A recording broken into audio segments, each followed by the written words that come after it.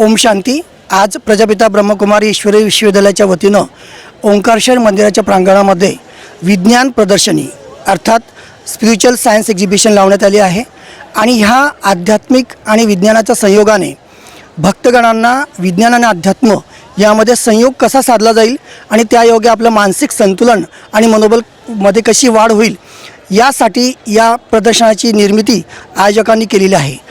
माझ्या समवेत डॉक्टर अंकुश कोलते जे आय सर्जन आहेत आणि या ठिकाणी अध्यात्म आणि विज्ञान या प्रदर्शनीला आपली सेवा देत आहेत।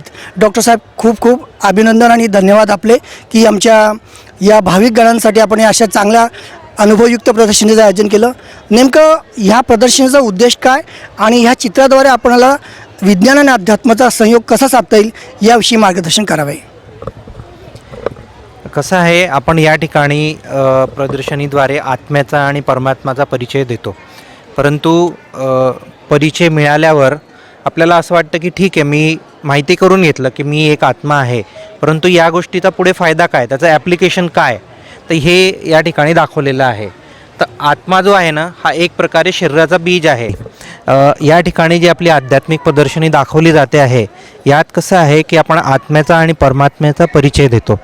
आता आपल्याला असा प्रश्न पडू शकतो की ठीक आहे, मला परिचय मिळाला, परंतु त्याचा फायदा काय। तर आता तुम्ही बघाल, आत्मा जो आहे हा एक प्रकारे शरीरातला ड्रायव्हर आहे, तो बीज आहे शरीरातला। ज्याप्रमाणे माता आपले बिंदी लावतात किंवा भाई टिक्का लावतात, हे आपल्या आत्म्याचं प्रतीक आहे।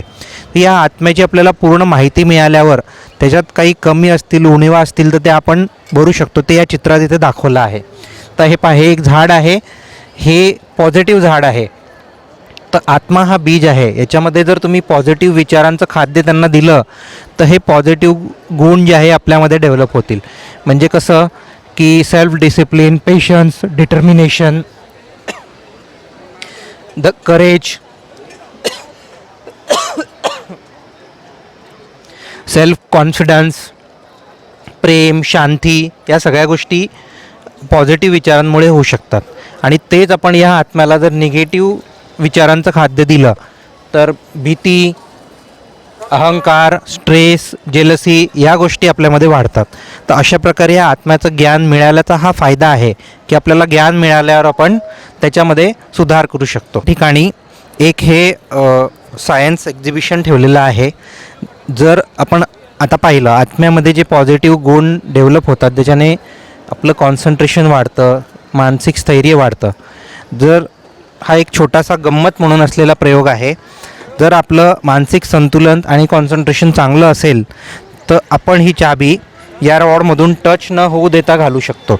ही जर टच झाली तर या ठिकाणी लाईट लागतो आणि आवाज येतो, आणि जो व्यक्ती हे यातून सहजपणे घालू शकेल याचा अर्थ त्याचं कॉन्सन्ट्रेशन चांगलं आहे। ओम शांती।